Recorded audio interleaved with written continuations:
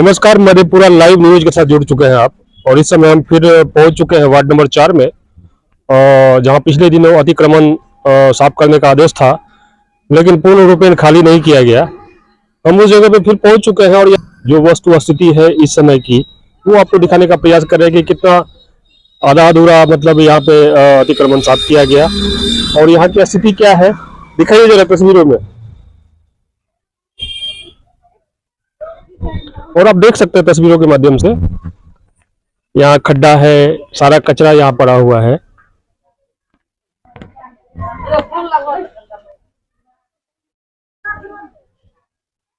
Mobile सीधा रखिए sir, सीधा रखिए। तो आप देख सकते हैं तस्वीरों के माध्यम से कि यहाँ की स्थिति अभी भी कैसी बनी हुई है। पूरा कचरा यहाँ पड़ा हुआ है, खड्डा है और गंदगी भी है। मतलब यूँ समझिए कि सांस लेने में भी परेशानी हो रही है। चलिए, यहाँ पे कुछ लोग आए हुए हैं, उनसे बात करने का प्रयास करेंगे। क्या नाम है सर? रामचंद्र मेहता। और सर, यहाँ पे जो अतिक्रमण पिछले दिनों खाली किया गया था, जो कि आधा अधूरा किया गया था, क्या कहना चाहेंगे इसके बारे में? इस पर क्या कहना चाहेंगे? ये गंगाराम मेहता जी का विद्यालय है। कुछ लोगों को ऐसे ईर्ष्या पाले हुए हैं कि कुछ न कुछ इस आदमी को डिस्टर्ब करे ताकि इनका स्कूल डेवलप नहीं हो। यहाँ का लोकल पॉलिटिक्स, वोट का पॉलिटिक्स हो रहा है कि इसको हम मदद करेंगे तो हमको 4 वोट मिल जाएगा। इसी के तहत सीओ को बंधक बनाए हुए हैं। कुछ प्रतिनिधि ऐसे हैं जो अपने आप को मतलब सुपरमेसी शो करते हैं, जो चाहेंगे वही होगा और कानून को अपने ताक पर रखे हुए हैं। हम श्रीमान से आग्रह करेंगे, खास करके यहाँ के एडीएम साहब से, सीओ साहब से, थाना प्रभारी से, कि खास करके इस मामला को जल्द से जल्द, बच्चे को भविष्य को देखते हुए जल्द से जल्द यहाँ का हटाने का प्रयास करेंगे, ताकि इन बच्चों को, इस विद्यालय के सभी परिवार को, सभी बच्चों के भविष्य के लिए, कल का भविष्य बने यहाँ के बच्चा। हम इसी शब्दों के साथ खास करके यहाँ के जनप्रतिनिधि को मैं सम्मान पूर्वक देखना चाहता हूँ कि अविलंब आकर के यहाँ हटावे। सर, यहाँ पे चलते चलते एक सवाल और करना चाहूंगा सर। यहाँ पे हालांकि जनप्रतिनिधि का हमेशा से ये रवैया रहा है कि वो अपनी वोट बैंक के चक्कर में हमेशा मतलब लोगों को उलझा के रखते हैं।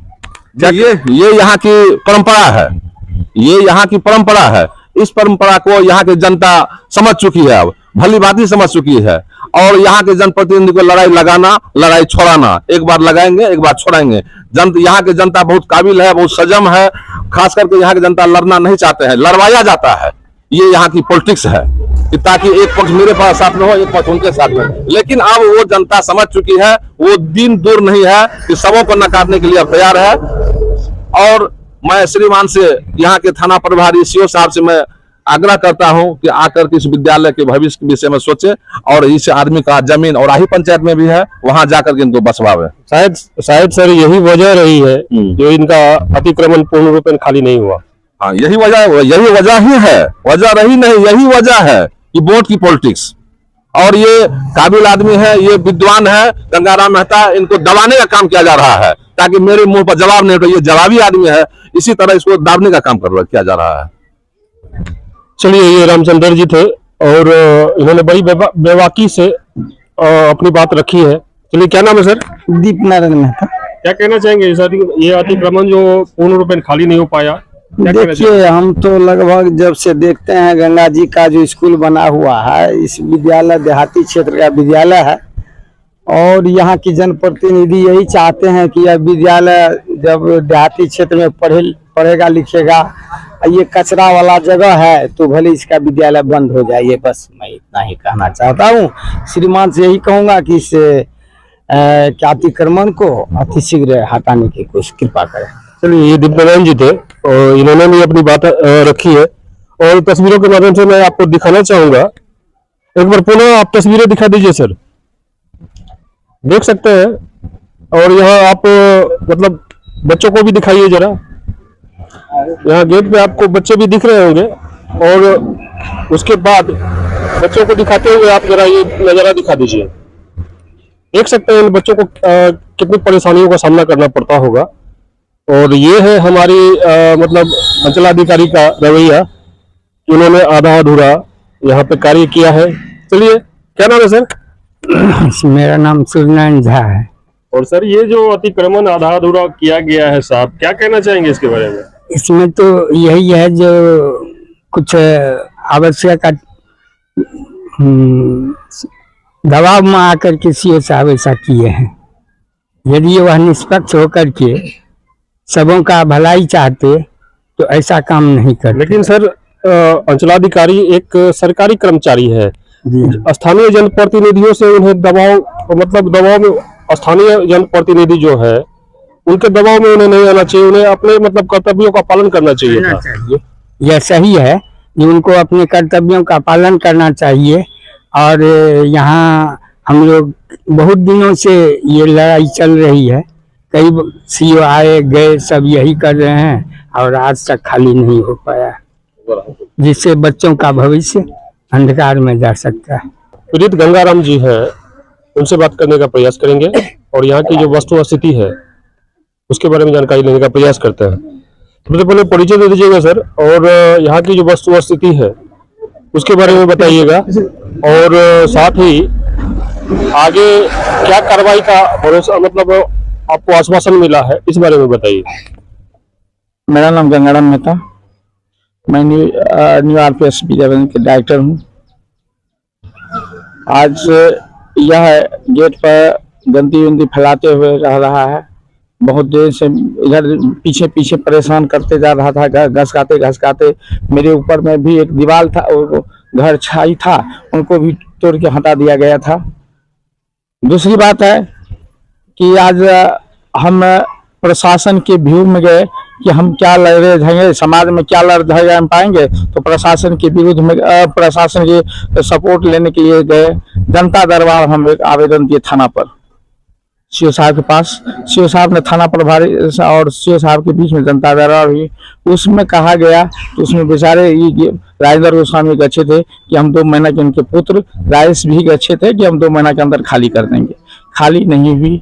जिस लगातार 25 वर्षों से आपकी सेवा में तत्पर वर्षा हॉस्पिटल मानिकपुर मधेपुरा, यहाँ सभी प्रकार का ऑपरेशन ओपन एवं दूरबीन के द्वारा विशेषज्ञ डॉक्टरों के द्वारा किया जाता है। साथ में नॉर्मल डिलीवरी एवं आईसीयू का व्यवस्था है।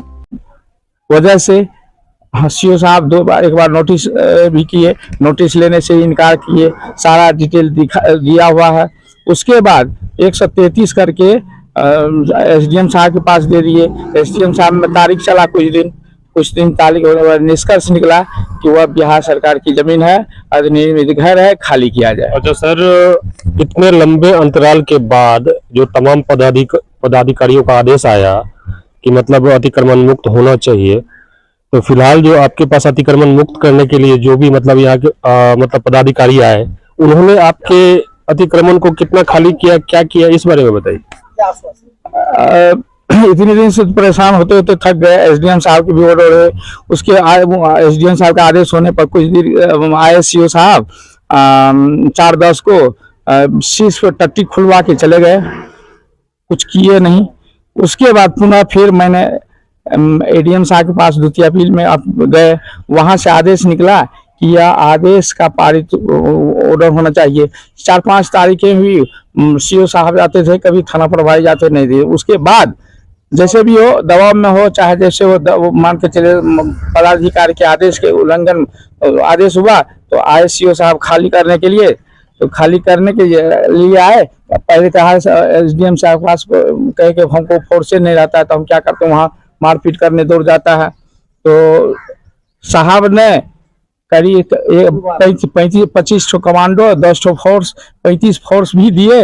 यत्र के तत्र सिर्फ टट्टी खुला के वहां गड्ढे कर दिए जेसीबी से। देखा जाए कितने कचरा फैला हुआ आगे में भी है। रास्ता मेरे बच्चे को बाधित होते रहा है।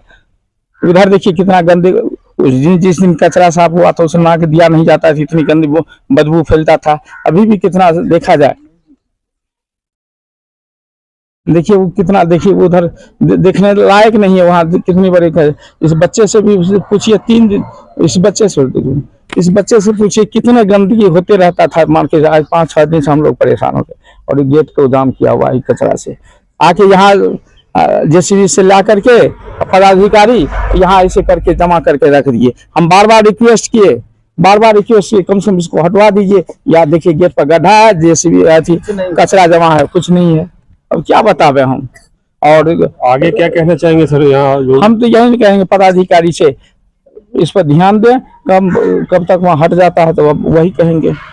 हम तो अरे प्रशासन में गए, यदि अपनी बल उतारा तो कर लिए होते, लेकिन हम प्रशासन में क्यों गए? हम निरर्थक थे तब न गए कि शरण लेने के लिए। कितने गेट को खटखटाए, 5 साल से लगे हुए हैं। 31/8/19 में ऑर्डर हुआ है अभी तक खाली करने का, लेकिन आप सोच सकते हैं 6ठा साल बीतने जा रहा है। अब इतने दिन से परेशान हो गए हैं दौड़ते दौड़ते। चलिए, जाहिर सी बात है, इन्होंने बड़ी अच्छी बात कही कि अगर मतलब ये चाहते, अगर वो उस लायक होते तो मतलब प्रशासन का सहारा नहीं लेना पड़ता, बदमाशों के जरिए इसे वो खाली करवाया जा सकता था। लेकिन ये शरीफ आदमी है, इस वजह से प्रशासन का सहारा लिए और चाहे कि कानून व्यवस्था के अंदर मतलब ये सारा प्रोसेस हमारा पूरा हो, लेकिन ये हो नहीं पाया है। और तमाम तस्वीरें हमने आपको यहाँ की दिखाई हैं। रामचंद्र जी, आप कुछ और कहना चाह रहे थे? हम यही कहना चाह रहे थे कि यहाँ के लोकल पॉलिटिक्स में कानून भी दब जाते हैं। लोकल पॉलिटिक्स में यहाँ कानून भी दब जाते हैं। श्रीमान से मैं यहाँ के जिला पदाधिकारी, यहाँ पुलिस अधीक्षक, वर्तमान प्रखंड के BDO साहब, CO साहब, थाना प्रभारी से मैं आग्रह करता हूँ कि आप अपने कानून से अति शीघ्र इसको हटवाने का प्रयास करेंगे, ताकि समाज में कोई भी तरह का बेमनस्ता नहीं फैले, बच्चे को असुविधा नहीं हो। यहाँ बच्चे को जाने आने में बहुत असुविधा है। यहाँ लेट्रिन का हौज बना हुआ है जो भोथा गया है, जिसमें कि गंदगी फैल रहा है, बच्चे बीमार पड़ेंगे। और कुछ लोग यहाँ के जनप्रतिनिधि उलझाने के काम में भिड़े हुए हैं। मैं खास करके यहाँ के प्रखंड के थाना प्रभारी, थाना के प्रखंड के BDO साहब, CO साहब से मैं अति शीघ्र निवेदन करता हूं कि आकर के इस मामला को देखें और निपटाने का प्रयास करें। चलिए, ये रामचंद्र जी थे और इन्होंने जो कुछ कहा हमने आपको दिखाने का प्रयास किया। यहाँ की तमाम वस्तुस्थिति जो भी है वो हमने आपको दिखाने का प्रयास किया। अब देखना ये होगा कि इस पूरे प्रकरण में नया क्या मोड़ आता है, क्या ये अतिक्रमण पूर्ण रूपेण खाली की जाती है और ये जो व्यवस्था मतलब बना हुआ है इसका सुधार कब होता है, देखना होगा। और तमाम जानकारी इसमें क्या क्या आगे क्या कुछ हो पाता है ये हम आपको दिखाने का प्रयास करते रहेंगे। अन्य खबरों के लिए तब तक आप देखते रहिए मधेपुरा लाइव न्यूज। फिलहाल दीजिए इजाजत। जय हिंद। 70 वर्षों से विश्वसनीय प्रतिष्ठान बंशीधर इलेक्ट्रिकल। एक बार सेवा का मौका अवश्य थे। Banshidhar electricals, law college road, Subhash Chowk, Indian bank के पीछे। ठंड के मौसम में सुसुम पानी यानी गुनगुना पानी का सेवन करें ताकि आपकी दांत की परेशानी कम हो जाए। और जैसा कि हम पहले भी बोल चुके हैं कि 2 बार ब्रश अवश्य करें, रात में खाना खाने के बाद और सुबह।